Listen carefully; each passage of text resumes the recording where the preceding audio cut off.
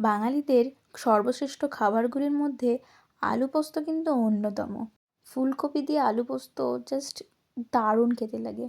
চলুন দেখে নেওয়া যাক কীভাবে বানালাম। প্রথমেই আলু আর ফুলকপিটাকে নুন দিয়ে ভালো করে গরম জলে কিছুক্ষণ সেদ্ধ করে নিয়েছিলাম। এতে কিন্তু ফুলকপির যেই পরিমাণ গ্যাস হয় খেলে সেটা কিন্তু হয় না। দেন সর্ষের তেল আর সাদা তেল কিছুটা মিশিয়ে ভালো করে পেঁয়াজগুলোকে ফ্রাই করে নিয়েছিলাম। অল্প একটু নুন দেবে যাতে একটু নরম নরম হয়।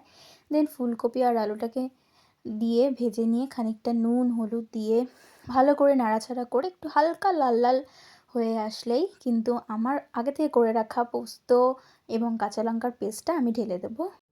এই পোস্ত বাটাটাকে নেড়ে চেড়ে নিয়ে খানিকক্ষণ আলু আর ফুলকপির সাথে ভালো করে একদম শুষ্ক শুষ্ক যখন হয়ে আসবে তখন খানিকটা পরিমাণ জল দেবে। একদম বেশি জল দেবে না, নয়তো এই যে আগে থেকে সেদ্ধ করে রাখা ছিল ঠিক খেতে কিন্তু একদমই খারাপ হয়ে যাবে আর পুরো ঘেটে ঘেটে যাবে।